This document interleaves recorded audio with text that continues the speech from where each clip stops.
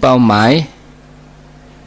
เนี่ยเขาจะไปที่ไหนเขาก็วางแผนการเดินทาง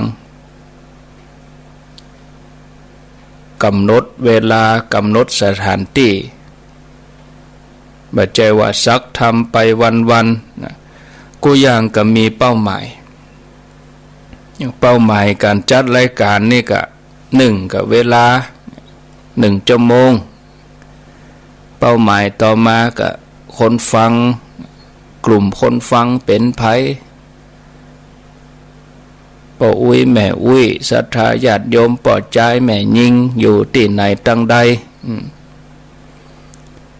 อย่างการออกกำลังเนี่ยศรัทธาญาติโยม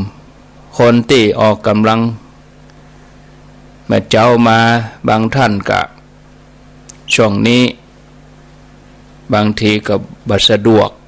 เป็นหมอกเป็นควันหลายๆอย่างแต่เป้าหมายของการออกกำลังกายก็เพื่อให้ร่างกายแข็งแรงเมื่อมีเป้าหมายอย่างนี้เราก็กำหนดว่าวันนี้เราจะออกกำลังสัก30 นาทีเราออกกำลังนอกบ้านบ่ได้เราก็ออกกำลังในบ้านเราเตียวไปเตียวมา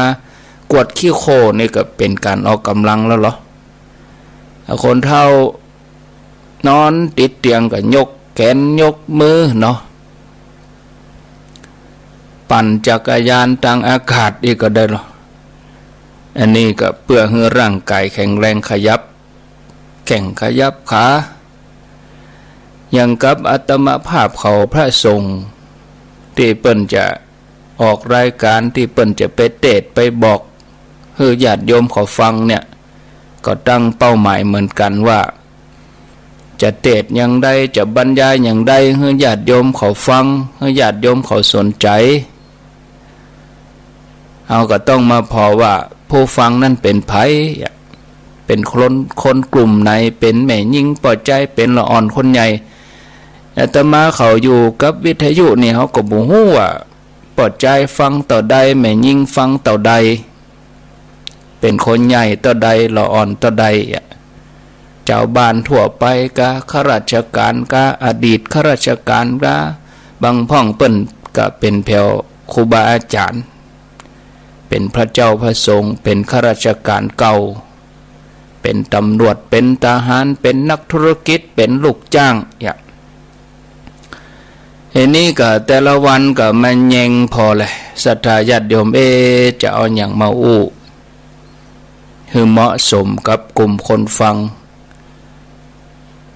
ศรัทธาญาติโยมบัดใจถึงเวลาจะมา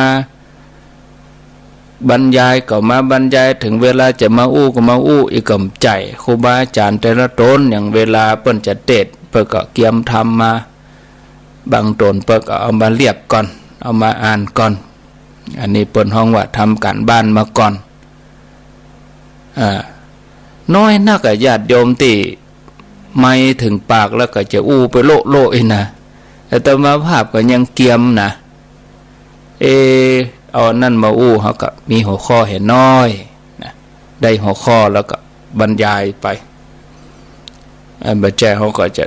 รับหูรับตาอู้ไปโดยที่บ่สนใจเลยว่าคนฟังจะได้รับอะไรอย่างเพิ่นจะมีความสุขจากการฟังก่อศรัทธาญาติโยมทั้งหลายฉะนั้น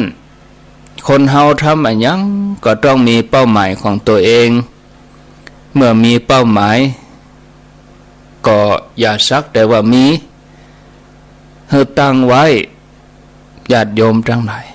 แล้วก็เดินตามบางคนบอกว่าตัวเองจะเนี่ยอย่างทั้งที่มีสิ่งที่จะต้องทำอยู่นักญาติโยมเขาอยู่บ้านวันนี้โหจะเนี่ยอย่างเปลอะอย่างแต่ว่าฝนลงฝนแหลกโลนี่เขาก็ไปล้างแทงน้ำก็ได้หรอ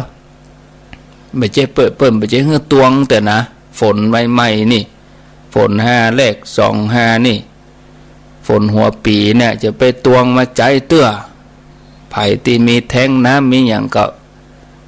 พยายามล้างเปิดขว้างก่อนจะเตื้อกับน้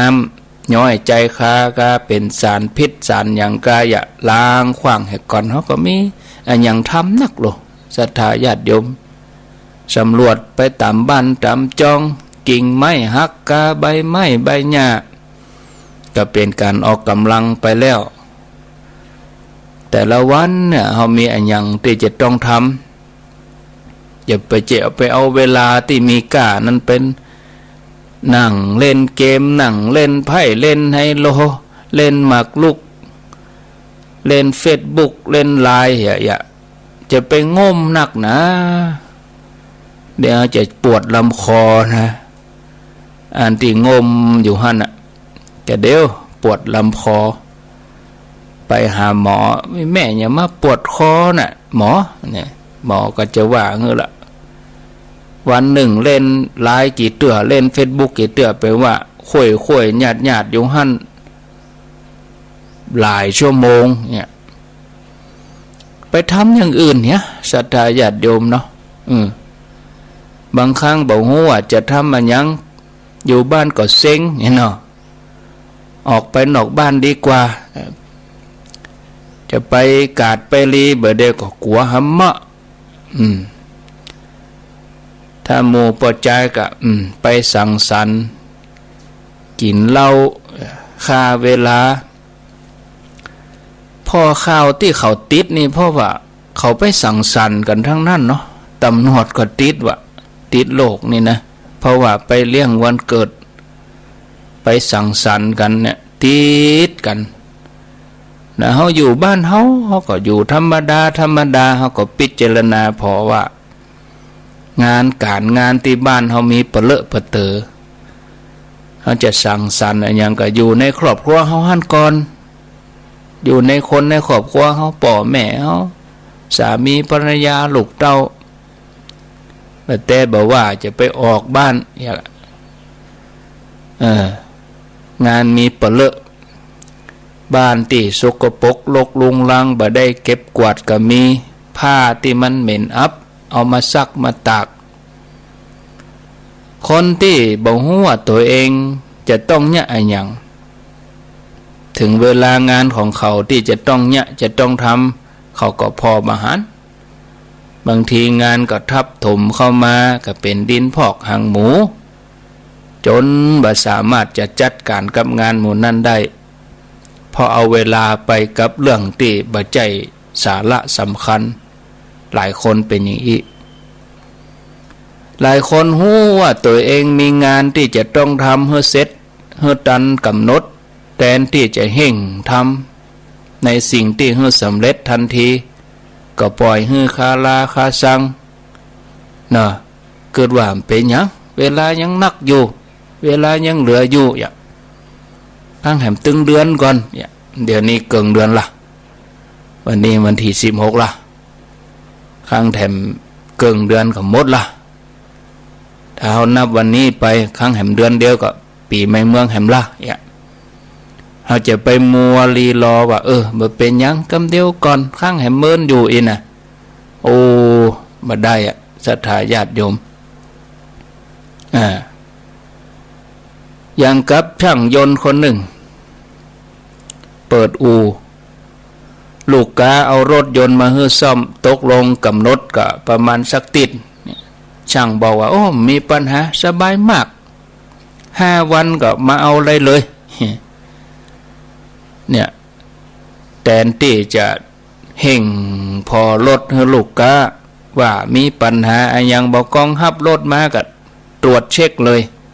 จะได้สั่งอะไรจะได้แก้ปัญหาสั่งไปเลยแล้วก็วันที่2ที่3ก็ก่อยมาเตมาซ่อมเพราะตอนนั้นก็ยัง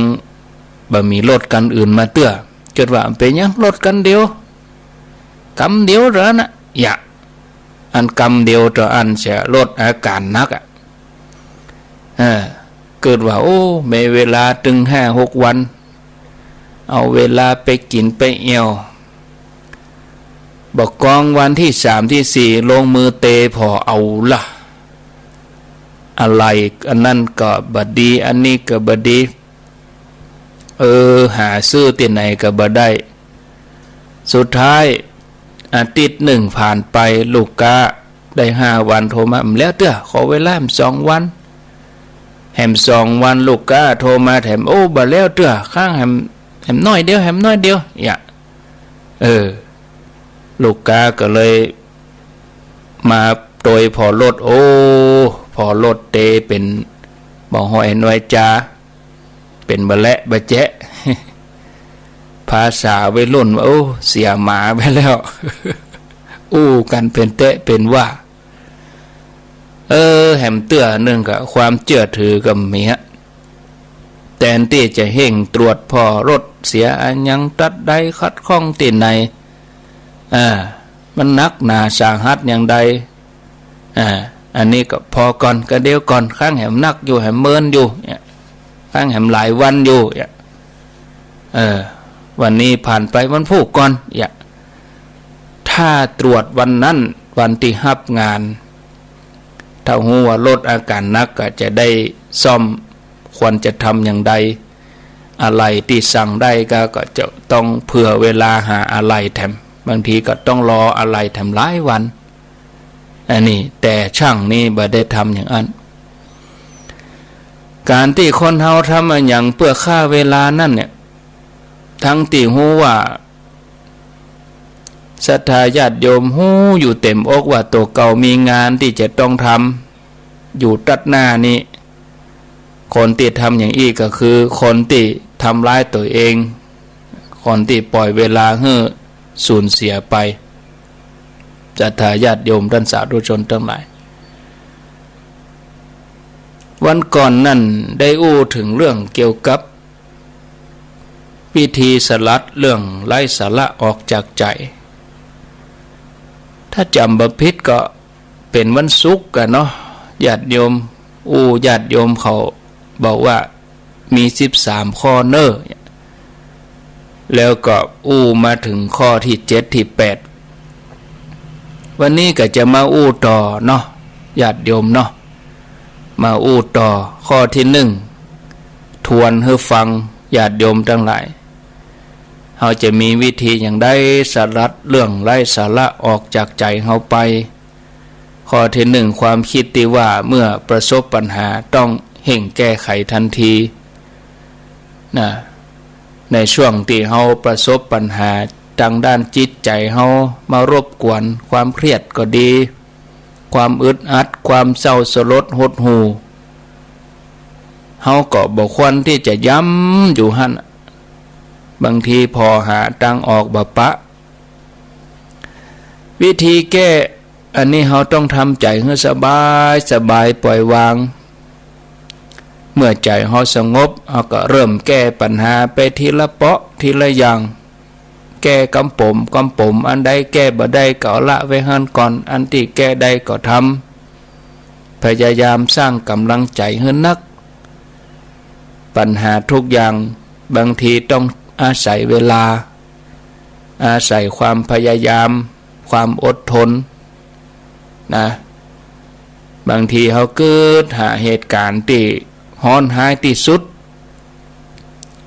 บางทีเกิดแล้วก็ทำให้ตัวเองสลดหดหูเขาก็สละสละแล้วก็ยอมรับความเป็นจริงที่ปรากฏอยู่สองหน้าเขานี้ข้อที่2บางทีรู้สึกงุดงิดรำคาญใจอันยังก็คัดหูคัดตาไปหมดถ้าเป็นโยมสุภาพสตรีนี่เปิ้นก็จะมีลมเปิ้นเป็นลมขึ้นอันยังก็บ่ได้ดังใจสามีก็ได้ลูกก็ได้ลาตำลาพานไปแผ่วแมวแผ่วหมาปุ่นบางทีอันยังบ่ได้ดังใจก็คัดหูคัดตาพานไปหมดอันนี้ญาติโยมประเภทนี้นี่จะเป็นประเภทที่บ่ฮู้จักให้อภัยประเภทนี้จะเอาตัวเองเป็นใหญ่ตัวเองต้องจี้ถูกจี้ผิดตลอดผิดน้อยหนึ่งก็บ่ได้อันนี้นี่หาความสุขบ่ได้ไผก็บ่อยากเข้าใกล้ไผก็บ่อยากทำงานตัวฝาดง่วงฝาดงาเอาไปเอามาก็มีศัตรูเต็มไปหมดสุขภาพก็เสื่อม โรคภัยไข้เจ็บก็รุมเร้ามีความเครียดอยู่ตลอดเวลาวิธีแก้ก็หูจักปล่อยวางเหี่ยพ่องเราต้องเข้าใจว่า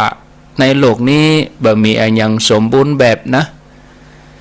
อย่างเฮาตั้งหลาย 3-4 วันก่อนเฮาว่าโอ้ฝุ่นควันอย่ามานักหนาสาหัสแต่ว่าธรรมชาติเปิ้นก็ปรับสมดุลอันยังกูอย่างญาติโยมถึงที่สุดมาเนี่ยตึงมีการคลี่คลายโรคภัยแค่เจ็บบ่เหมือนเดียวกันมันจะอยู่มันจะเมินมอกใดมันก็ต้องคลี่คลายเนาะศรัทธาญาติโยมท่านทั้งหลายแต่บัดเดี๋ยวนี้เปิ้นกำลังให้ผลอยู่ช่วงที่กำลังให้ผลเนี่ยเขาก็ต้องอดทนพิจารณาเขาก็ต้องคิดว่าบ่มีใครสามารถทำตามใจเขาไปหมดกูอย่างได้ไม่มีอะไรตามใจเราเหมือนม้าก้านกล้วยจะเนี่ยอันหยังก็เฮืออยู่ในระดับพอดีจะไปหักโหมเกินไปจนบ่กินข้าวกินน้ำกินข้าวตรงเวลาเลยวันเลยคืนเนี่ยศรัทธาญาติโยมอันนี้ถึงเวลาเฮาเฒ่าแก่มาแล้วเนี่ยเฮาต้องคิดละศรัทธาญาติโยมถ้าเฮาเอาจริงเอาจังไปเหี่ยหมดกูเรื่องแต่ถ้าเฮาจบชีวิตเหี่ยบ่เดี๋ยวนี้แล้วเฮาจะเอาหยังไปโต้ยเฮาต้องรักษาสุขภาพกายสุขภาพใจเนี่ยต้องรักษาให้ดีจะไปบ้างานเกินไปอย่างข้อที่3บ้างานเกินไปเกิดว่าตัวเองโอ้ป้อมบ่ว่างมีงานล้นมือคนเฮานี่ตึ้มว่างหรอศรัทธาญาติโยมทุกคนคนว่างนี่มี3คนวะตราบใดที่เฮาบ่อยู่ในสถานะ3คนนี่มันก็ว่างสักคนบ่ว่าไผแต่เฮาจะไปเกินไปคน3คนที่ว่างนี่คือไผ1คนตายวะมันก็แน่นอนเอาคนตายตึ้มเนี่ยหยังก็มันก็ตายไปแล้วก็เปิ้นตายไปแล้วตราบใดที่เฮายังบ่ตายเตี้ยน่ะเฮาก็ตึงบ่ว่างเฮาก็ต้องมีหันมีนี่ทำกิจกรรมต่างๆทั้งส่วนตัวโดยทั้งสังคมโดยเฮาก็ตราบใดที่เฮายังมีชีวิตอยู่เฮาก็ต้องสู้ดิ้นรนกันต่อไปก็บ่ว่างอันนี้อันที่2คนที่อยู่ห้องยาป่วยหนัก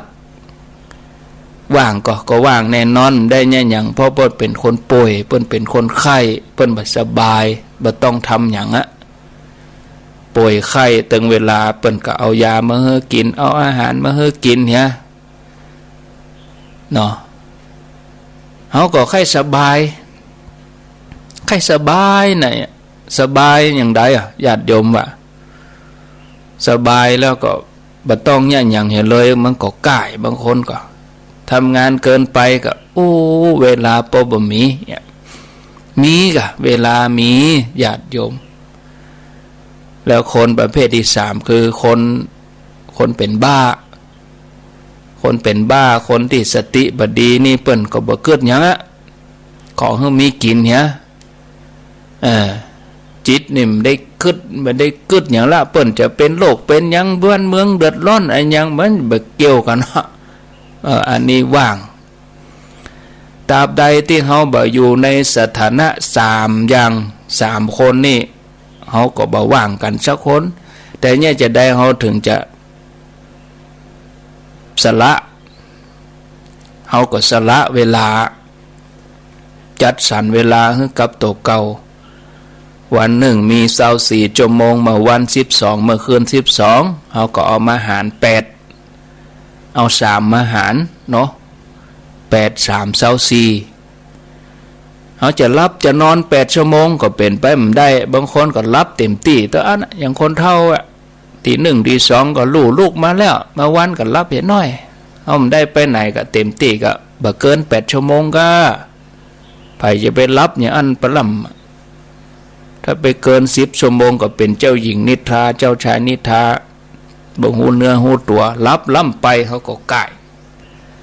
เนาะ แหม8 ชั่วโมงเฮาไปเนี่ยอย่างไปทำงานคนเฮาก็มีเวลาพักผ่อนเนาะไม่ใช่ว่าจะทำงานตลอดต่อเนื่อง8 ชั่วโมงก็บ่ใช่เครื่องจักรเปิ้นยังพัก8 ชั่วโมงเฮาโดยเฉลี่ยนะแถม8 ชั่วโมงก็เอาเวลานั้นไปซักผ้าเอาไปจ่ายกาดเอาไปหั่นไปนี่ไปสมาคมไปงานบุญงานกุศลเอาไปปะเปื้อนปะฝูงอย่าวันหนึ่งเนี่ยญาติโยมลองเริ่มต้นพอละว่าวันนี้ในจำนวนอย่างละ8 ชั่วโมงเนี่ยเฮาไปทำอะไรอย่างพ่องแต่เฮาไปทำงานจนเกิน8 ชั่วโมงไปเนี่ยแสดงว่าเฮาบ้างานแล้วนะวิธีก็คือว่าเฮาต้องเลือกเรียงลำดับอันใดสำคัญอันใดไม่สำคัญแล้วก็เฮาก็ต้องหาเวลามานั่งพอลมหายใจตัวเก่าโดยใจหลักอานาปานสติแล้วก็นั่งพิจารณาลมหายใจเฮาประมาณ15 นาทีจะนอนก็ได้แต่ละวันน่ะเฮามัวไปสนใจเรื่องภายนอกมานักเฮาลองมาสนใจเรื่องของใจเฮาเรื่องลมหายใจเฮาประมาณตื่นมา15 นาทีก่อนนอน15 นาทีแล้วก็มันเจริญมรณานุสติอย่างเฮาได้ยินข่าวโลกต่างๆที่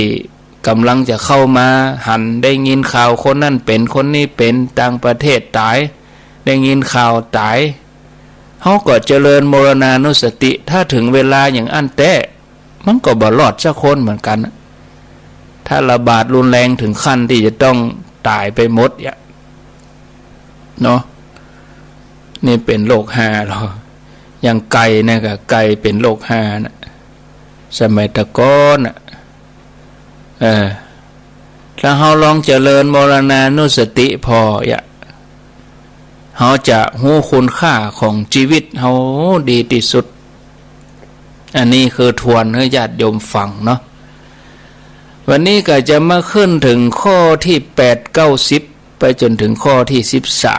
13ข้อที่8คือว่า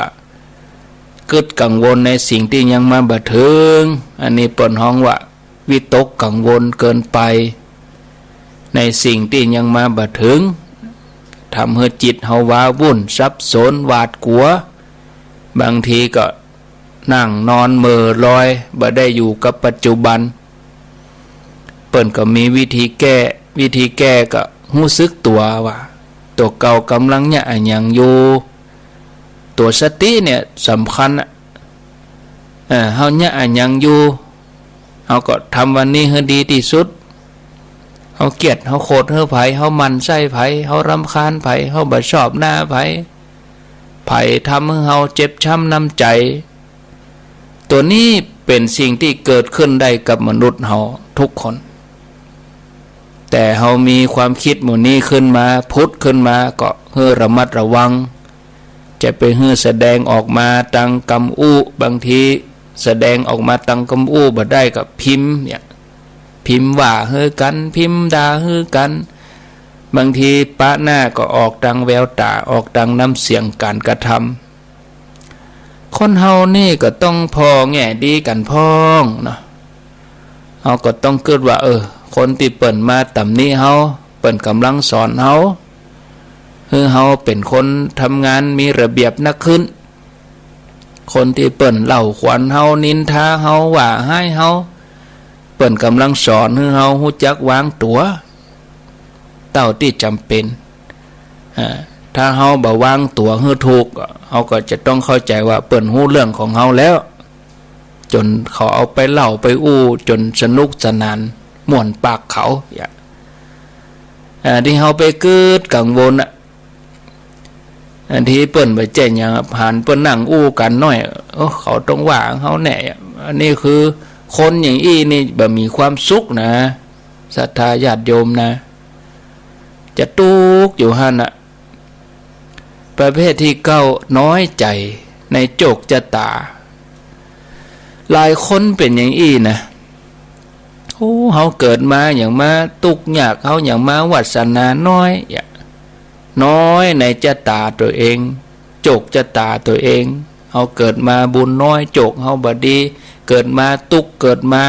หน้าตาบ่ดีบ่สวยบ่หล่อเรียนหนังสือบ่เก่งเนี่ยอันยังก็สู้เปิ้นบ่ได้อ่ะก็มีเหมือนกันเกิดอย่างอีการเกิดอย่างอีนอกจากจะเป็นการบั่นทอนกำลังใจตัวเก่าแล้วก็ยังทำให้ตัวเก่าชีวิตจมปักบ่ก้าวหน้าไปตังใดเพราะว่าย้ำคิดย้ำทำแต่สิ่งเดิมๆวิธีแก้ก็คือว่าพอใจในสิ่งที่ตัวมีจะไปเกิดเปรียบเทียบคนอื่นเนาะเฮาละลึกนึกได้เฮาจดจำสิ่งดีๆที่เฮาทำที่เฮาได้รับกับคนอื่นหูจักแล้วก็ยอมรับตัวเก่าในจุดเด่นจุดด้อยพัฒนาใจจุดเด่นของเฮาให้เป็นประโยชน์ปรับปรุงจุดด้อยหาสิ่งอื่นให้มาแทนเรียนรู้จากประสบการณ์ในการใช้ชีวิตให้ลืมอดีตที่ขมขื่นเพื่อจะทำปัจจุบันให้ดีที่สุดเกิดในแง่บวกพยายามประคับประคองจิตใจให้สะอาดผ่องใสอยู่ตลอดเวลาเฮาได้จัดจันของมนุษย์เนี่ยดีที่สุดแล้วเฮาได้ยินได้ฟังธรรมะก็ถือว่าดีที่สุดศรัทธาญาติโยมข้อที่10จังพอโลกในแง่ให้คนเฮาบ่เดียวนี่ก็ตึงบ่ดีคนเฮาบ่เดียวก็หันแก่ตัวพอโลกในแง่ให้เกิดว่ามนุษย์กูคนหันแก่ตัวการเกิดอย่างนี้ก็ยิ่งจะเป็นการตอกย้ำความคิดในแง่ลบให้หนักขึ้นไปเอาไม้ไผ่บ่ดีสักคนพอความจริงบ่ตรงตามความเป็นจริงปัญหาเล็กๆน้อยๆก็ตีโพยตีพายกลายเป็นเรื่องใหญ่โตจิตใจคับแคบหาความสุขบ่ได้เพราะว่าคอยจะจับผิดผู้อื่นตลอดเวลาวิธีแก้ก็ให้นึกถึงสิ่งดีๆประสบการณ์ดีๆที่เราได้รับจากคนรอบข้างคือว่าคิดถึงคนที่มีบุญคุณกับเราคนที่เปิ่นมีน้ำใจกับเราเนาะพยายามพอโลกในแง่บวกจะไปปล่อยให้ใจมันกึดไปคนเดียวถ้ากึดไปเตลิดเปิดเปิงแล้วก็เอาขจายเอาสติตัวปิกมาอย่านะหยุดนะพอแล้วนะฮัดบอกอย่างอีเนาะ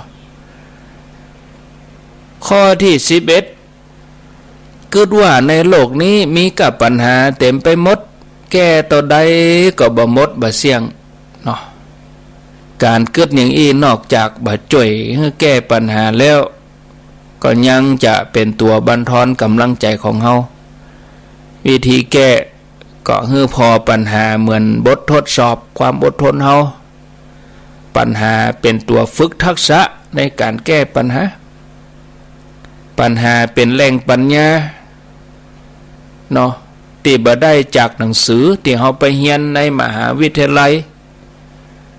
ปัญหาในโรงเรียนเป็นช้อยให้เฮาเลือกกขอข้องอผิดถูกทำแล้วเฮาได้คะแนนแต่ปัญหาที่เฮาประสบจากชีวิตประจำวันเนี่ยเฮาจะได้รางวัลคือทักษะคือปัญญาที่บอกว่าบ่ได้จากห้องเรียนบ่ได้จากหนังสือตำรับตำราบ่มีแต่เฮาพอปัญหาในแง่บวกก็จะเป็นสัญญาณเตือนภัยล่วงหน้าศรัทธาญาติโยมพอปัญหาเป็นเรื่องธรรมชาติที่มนุษย์เฮาจะต้องปะอันไหนพอแก้ได้ก็ทำไปเกิดในแง่บวกแล้วก็ตั้งจิตว่าประคับประคองใจให้สะอาดผ่องใสอยู่ตลอดเวลาข้อที่12เฮาจะไปเกิดว่าเฮาเก่งกว่าคนอื่นเฮาฉลาดกว่าคนอื่นหรือว่าเฮามีฐานะสูงกว่าคนอื่นเพราะตัวนี้จะทำให้เฮาถือตัวทำให้เฮาโอหังจะข่มคนนั้นจะอวดคนนี้ความคิดอย่างนี้จะส่งผลให้เป็นพฤติกรรมที่แสดงออกมาเป็นความหยิ่งยโส พอคนอื่นด้วยสายตาดูถูกดูแคลนบางทีก็อาจจะรุนแรงขึ้นไปบุคคลรอบข้างเปิ้นจะหมั่นไส้เปิ้นจะรังเกียจมันบ่ดีตุกจะไปหนีมีจะไปอวดเป็นการสร้างศัตรูโดยที่บ่ฮู้ตัวก็ขอให้ระมัดระวังกำอู้ระมัดระวังความคิดการกระทำต้องมีสติฮู้ตัวอยู่ตลอดเวลาหัดพอตัวเองเลิกเปรียบเทียบกับคนอื่นแล้วก็เลิกที่จะมาพอคนอื่นในแง่ให้ข้อที่13บางทีก็ชอบด่าทอเน็บแนมประชดประชันวิพากษ์วิจารณ์อันนี้เป็นอกุศลสร้างความเจ็บช้ำน้ำใจเป็นการสร้างศัตรูโดยติ่มตั้งใจนอกจากนั้นความคิดหมู่นี้ก็ยังเป็นที่มาของความโกรธความเครียดความพยาบาทความบ่ไว้เนื้อเชื่อใจวิธีแก้ก็คือกึดก่อนอู้แล้วบ่ได้อู้ทุกอย่างที่เฮากึดถ้าอู้แล้วบ่สร้างสรรค์นิ่งเสียดีกว่าเอาใจเปิ้นไม่ใส่ใจตัวในโลกนี้บ่มีไผชอบถูกนินทาในโลกนี้บ่มีไผชอบถูกวิจารณ์แม้แต่ตัวเฮาเองเฮาบ่ชอบอย่างใดคนอื่นเปิ้นก็บ่ชอบอย่างนั้นนะศรัทธาญาติโยมคนเฮานี่ประกอบไปด้วยกายกับใจภาษาธรรมนี่เปิ้นว่ารูปกับนามทำหน้าที่คนละอย่างเด้อกายก็ทำหน้าที่ของกายใจหรือว่าจิตนี่เปิ้นก็ทำหน้าที่ของเปิ้นแต่ตึงสองอย่างนี่เปิ้นก็มีความสัมพันธ์กันแยกจากกันบ่ได้ขาดอันใดอันหนึ่งก็บ่ได้กายอยู่แต่บ่มีใจคล้องอันนี้ชื่อว่าตายอย่างคนตายมีก็กายบ่มีใจกายป่วยแต่ใจบ่ป่วยก็ส่งผลดีต่อกายทำให้กายนั้นหายป่วยถ้ากายบ่ป่วยแต่ใจป่วยก็อาจส่งผลต่อกายกระทบกระเทือนบางทีทำให้กายสุดคนที่ใจหดหูกึดนักคนที่กึดนักบ่กินข้าวบ่กินข้าวก็ความเครียดลงกระเพาะโรคก็กำเริบขึ้นมาหาเหมาะอันนี้เพราะจิตป่วยเหมือนกันนะเนาะคนที่จิตป่วยนี่ก็มีผลกระทบต่อกายมีผลเสียนักกว่ากายป่วยกายป่วยนี่ยังบ่นักหนาเต้าใจป่วยนะศรัทธาท่านผู้ฟังเพราะว่ากายเนี่ยบ่ได้ป่วยได้ถึงวันหรอเนาะจิตต่างหากนี่ป่วยได้ทุกลมหายใจบางทีเจ้ามากึดม่วนบ่ม่วนบ่โอ้ตุกใจเรื่องนั้นเรื่องนี้จิตเฮาเนี่ยมันป่วยทุกลมหายใจเลยทีเดียวป่วยทุกขณะวินาทีกายนี่บางทีป่วยก็ยาหายละแต่ใจนี่บางทีเป็นวันๆนะอย่างพอคนที่กึดนักเนี่ยเนาะอันเนี้ยเป็นธรรมชาติของคนเฮาที่จะต้องเอาใจใส่ดูแลการที่เฮาจะให้ร่างกายเข้มแข็งนี่เฮาต้องขยับเนาะหล่นพ่องเตียวพ่องย่างพ่องหยุดเส้นหยุดสายต้องขยับแต่ถ้าจะให้ใจเฮาเข้มแข็งนี่เฮาต้องสงบเฮาต้องนิ่งยิ่งนิ่งต่อใดยิ่งสงบต่อใดเฮาก็หันปัญหาชัดจิตเฮาก็แจ้งต่อให้ร่างกายเข้มแข็งกี่เต้าหลายเต้าแต่ถ้าเป็นโรคทางจิตเนาะถ้าเกิดขึ้นกับเฮาบางทีก็เผลอสติไปเราจะต้องดูแลเฝ้ารักษาจิตทุกขณะเนาะป้องกันบ่ให้จิตเฮาเศร้าหมองขุ่นมัวฟุ้งซ่านวิตกกังวลกึดนักเป็นไปตามอำนาจที่บอกว่ากิเลสอย่างโลภโกรธหลงริษยามานะหมู่นี้เป็นต้นตัวนี้เป็นกิเลสที่มามีอำนาจเหนือจิตเฮา ปีใหม่เมืองที่จะมาถึงแล้วก็ปีใหม่สากลที่ผ่านไปจากเฮาไปจะได้3 เดือนแล้วก็ปีใหม่เมืองที่จะมาถึงเฮาแถมเดือนหน้าเนี่ยก็ญาติโยมลองว่าอาจจะบางท่านจะเชื่อเรื่องโชคชะตาอันยังก็แล้วแต่นั้นความเชื่อส่วนบุคคลเนาะจะเข้าสู่ราศีนั้นราศีนี้อันนี้ก็เรื่องส่วนบุคคลเราต้องเสาะอันยังเป็นที่ยึดบางท่านก็ไปร่วมพิธีนั่นพิธีนี้ก็ได้ก็เพราะว่าเป็นกำลังใจอะเสาะที่ยึดของใจแต่ว่าเราก็ต้องพัฒนาขึ้นมาแถมหน่อยได้ไปทำสิ่งมูลนี้ก็แก้ปัญหาอยากกินข้าวมาเขาก็ด่าคนโตให้กินก่อนครูบาอาจารย์ที่เปิ้นมีกุศโลบายว่าสบายมาสืบชะตาบ่เอาเตียนไปตามรุนแรงนักแกก็ไปตัดไปหยังกันไปเปิ้นมีหรอสูตรกวมพ่องหยังพ่องก็เนี่ยทำกันทุกวิธีก็คือโยมอยากกินข้าวก็ต้องด่าเข้าให้กินเมื่ออิ่มท้องแล้วเขาก็มาพัฒนามาเปลี่ยนพฤติกรรมก่อนจะเนี่ยยังก็ให้เขามีสติเป็นธรรมะที่อยู่ในตัวเขากู้คนอยู่แล้วอยู่ที่ว่าไผจะเอามาใจนักน้อยกว่ากันถึงวันนี้คนเฮาบางทีก็เผลอบางทีก็ขาดสติขาดความยับยั้งชั่งใจทำให้เกิดเรื่องราวต่างๆนานาแล้วก็มีความทุกข์ตัวมาเนี่ยศรัทธาญาติโยมท่านสาธุชนทั้งหลายก็จะขอได้ได้จานำเสนอญาติโยมได้ฟังถึงวิธีการที่เขาจะอยู่อย่างใดกับสถานการณ์บ่ว่าจะเป็นเรื่องเศรษฐกิจโรคภัยไข้เจ็บที่มีต่อเฮาก็ดีปัญหาสังคมปัญหาหลายๆอย่างเขาต้องมีสติอยู่กับตัวเนาะมีสติพิจารณาไตรตรองให้ดีว่าเขากำลังกึดอะไรยังเขากำลังทำอะไรยังที่เขากึดเขาทำเนี่ยเบียดเบียนตัวเองก็เบียดเบียนคนอื่นก็ยังได้ผิดกฎหมายก็ผิดศีลธรรมก็ที่สำคัญเนี่ยญาติโยมที่เขาเนี่ยเขาทำที่เขากึดเนี่ยจะต้องอยู่บนพื้นฐานของความดีงามรวมไปจนถึงศีลธรรมกฎหมายอันนี้จะเป็นสัมมาสติแต่ถ้าความคิดที่ว่าบ่ได้อยู่บนพื้นฐานของสิ่งมูลนี้เปิ้นก็เป็นมิจฉาสติเนาะอันนี้อย่างสมมติว่าบอกว่ามีสติกึดจะฆ่าคนเนี่ยอันนี้เป็นมิจฉาหรอมีสติแต่กึดจะไปฆ่าเปิ้นมีสติอยู่แต่กึดจะไปบุบไปตีเปิ้นมีสติอยู่แต่กึดจะไปชกชิงวิ่งราวเปิ้นอันนี้บัดใจเป็นสัมมาสติเป็นมิจฉาสติเอาสติไป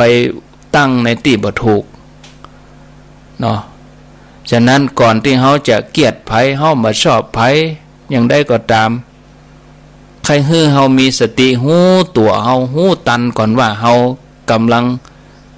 โกรธอยู่ความโกรธกำลังเกิดขึ้นอยู่เขาพอเปิ้นนะความโกรธกำลังทำงานเขาพอมันกะมาแล้วบ่มันเป็นก้อนลุ่มหรอมาอยู่หมกบางทีมันมาอยู่ที่อกบึดเนี่ยเขาพอมันเขาจะต้องข่มมันเต็กมันให้ได้บางทีเต็กบ่ได้ลงบ่ได้มันก็เผลอออกมาเขาหูบ่ตันมันเขาก็เลยตกเป็นทาสมันเป็นอย่างเงี้ยนะคนเขาถึงเกลียดโคตรอะไรยังมาก็ด่ากันว่ากันเนาะบุบหัวตีตากันเนี่ยเนาะถ้าเขามีความบ่ชอบเกิดขึ้นแสดงว่าเขาจะมีความทุกข์แล้วถ้าเขาโคตรก็เขามีความบ่ชอบก็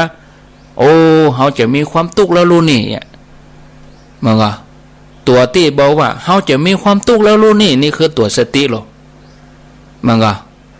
เมื่อเขามีสติหูเต้าตันเขาก็เอาละมาเอาละฉันมาเอาละข้าบ่เอาละปล่อย จะไปกำไว้อย่างปล่อยเหียโอ้เขาจะไปเอาใจของเขาไปตัวในสิ่งที่บดีหมุนีกาเนี่ยกึศแต่ยะคือตัวสติถ้ามากระทบเขากึศง่ายๆเนาะเขากึศง่ายๆเขาก็ทำให้ใจเขาสุขแล้วหรอผ่านไปวันหนึ่งแล้วหรอเอากึศแล้วเขาข่มได้โอ้เขาชนะแล้วลูกเนี่ยบ่มีภัยให้กำลังใจเขาก็ให้กำลังใจตัวเองบ่มีภัยยิ้มเขาก็ยิ้มให้ตัวเก่าตื่นขึ้นมาศรัทธาญาติโยมมีวิธีที่บ่ต้องลงทุนอะไรอย่างก็คือรอยยิ้มตื่นมาเจ้าอาบน้ำล้างหน้าแปรงฟันแล้วก่อนจะไปทำงานวันนี้เขาจะได้รับอะไรอย่างดีๆเขายิ้มก่อนเนาะยิ่งเขาก้าเขาขายเขาฟังตัวเจ้ามาเจ้าลูกมาเจ้าบ่แจ้งโอ้ถ้าเอาลมบูดมันก็บูดวันค่ำก้าขายวันนั้นมันบ่ม่วนนะแต่ถ้าตื่นขึ้นมาเขายิ้มให้ตัวเองกูเจ้าให้กำลังใจตัวเองเข้าไปห้องน้ำยิ้มให้ตัวเองถ้าถามว่าระวังยิ้มกับหน้าบูดเนี่ยถ้าเขาเป็นแม่ก้าลูกก้าชอบคนใดมันก็พวกก็ต้องชอบคนยิ้มแย้มแจ่มใสคนอารมณ์ดีไปเจ๊ไปอย่างก็ไปลงตัดเข้าตัดของผิดกับลูกกับเมียผิดกับลูกกับผัวก็ไปเดือดร้อนกับการค้าการขายปุ้นเนี่ยอันเนี้ยญาติโยมนะถ้ายังบ่ยิ้มก็เนี่ยได้เขาก็เกิดว่าวันนี้เป็นวันดีของเขาจะสู้แห่งวันหนึ่งโดยสิ่งดีๆตื่นมาแล้วก็สิ่งแรกที่เขาควรทำก็คือกำลังใจตัวเองยิ้มให้ตัวเองด้วยความเต็มใจไม่ใช่ไปฝืนยิ้มนะให้ยิ้มแต้ๆนะเขาก็เกิดว่าวันนี้จะเป็นวันดีของเขาเป็นวันที่ประเสริฐของเขาเพราะความคิดอย่างเงี้ยจะเป็นพลังบวกเราเป็นพลังบวกเป็นกำลังใจเขาจะยืนยัดสู้ต่อเนี่ยสิ่งดีๆจะเข้ามาหาเนาะถ้าไผ่ที่จิตตกนั่งโอ้วันนี้ก้าขายตึงบดีมันตึงบดีมันก็บดีวันค่ำนะโอ้ก้าขายวันนี้กับบดีเศรษฐกิจกับบดียังก็มานั่นงานก็ปิดงานวัดก็บ่มีงานยันก็บ่มีงานนี่ก็บ่มีจิตตกมันพวกเขาต้องแย่แน่ๆเนี่ยเขาเกิดเนี่ยจิตตกจะต้องเป็นวันที่บดีเป็นวันล่มเหลวมันก็จะเป็นวันที่บดีตลอดไปทั้งเดือนทั้งปีเพราะว่าจิตของเขาถูกตั้งไว้อย่างนี้แล้วเนาะถึงจะตุกยากอย่างใดก็คือกำลังใจแล้วก็ยิ้มเอายิ้มสู้เนาะจะให้หรือบ่ให้เนาะความตุกก็บ่หนีไปไหนความตุกก็ยังอยู่กับเขาวันนี้เขาไข้หัวเขาก็ยังมีความตุกเขาให้เขาก็ยังมีความตุกเรื่องอะไรอย่างเขาจะต้องมาทำร้ายตัวเองเรื่องอะไรอย่างเขาจะต้องมาทำร้ายสุขภาพจิตตัวเองด้วยการกึศในสิ่งที่บดีทำให้ใบหน้าเขาเหี่ยวย่นสุขภาพเขาก็แย่ฉะนั้นญาติโยมทั้งหลายพอตุกอย่างเข้าใจตุกเพราะว่าตุกมีไว้ฮื้อหันบ่ได้มีไว้ฮื้อเป็นอันนี้ต้องบอกตัวเองอยู่เสมอเพราะตุกเป็นสิ่งที่หลีกเลี่ยงบ่ได้คนเฮาเกิดมาต้องตุกแล้วที่ว่าตุกนี่ญาติโยมทั้งหลายคือเฮาต้องเข้าใจธรรมชาติว่าคนส่วนใหญ่นี่เปิ้นชอบสุขเกลียดทุกข์แต่ทุกคนเนี่ยบ่ได้สุขตลอดไปเน้อทุกคนก็บ่ได้ตุกตลอดไปเน้อทุกสิ่งอย่างอนิจจังทุกขังอนัตตาอย่างอากาศเนี่ยมันก็บ่ได้มืดมัวตลอดไปเน้อมันก็ต้องมีเปล่งมีแจ้ง มันจะเป็นเมื่อวันตลอดไปกับบะหมี่มันก็มีเมื่อคืนจะตลอดไปกับบะหมี่มันก็มีเมื่อวันเนี่ยโรคภัยไข้เจ็บนี่ก็จะเป็นอย่างนี้ตลอดไปกับบะหมี่เพื่อก็มีคลี่คลายเพื่อก็มีหายไปอย่างที่อาตมาว่าน่ะโรคภัยไข้เจ็บก็เหมือนตำรวจกับผู้ร้ายแบบเดี๋ยวนี้ตำรวจนี่ก็เหมือนหมอเนาะผู้ร้ายนี่ก็เหมือนโรคแบบเดี๋ยวนี้ผู้ร้ายนี่เวยกว่าตำรวจไป9แล้วเดี๋ยวนี้ตำรวจเปิ้นกำลังคิดวิธีก็เจาะยาซ่อนยังเปิ้นก็บ่ใช่ว่าอยู่ยังนะเปิ้นก็ทำงานกันนะหมอก็อิดนะอันนี้เราต้องเข้าใจวันผู้เรามาว่ากันต่อศรัทธาญาติโยมเรื่องราวจะเป็นอย่างไรในเรื่องของการทำใจให้สะอาดผ่องใสเนาะแล้วก็จะตอบคำถามเพิ่มเติมวันพวกนี้ที่โยมถามว่าเวลานั่งสมาธิแล้วก็เหมือนตัวเกาลอยน่ะคืออะไรหยังอีนะก็ก่อยมาว่ากันตอนนี้เวลา 15 นาฬิกากับ55 นาทีเนาะบ่าย 3 โมงกับ55 นาทีก็มีเวลาน้อยก็ญาติโยมทาง96โทรมาได้สักท่าน2ท่านก็ยังดีก็เดี๋ยวไปต่อกันที่ 104.5 จะเป็นรายการประทีปทองเป็นคำถามที่เปิ้นเขียนมาตั้งแต่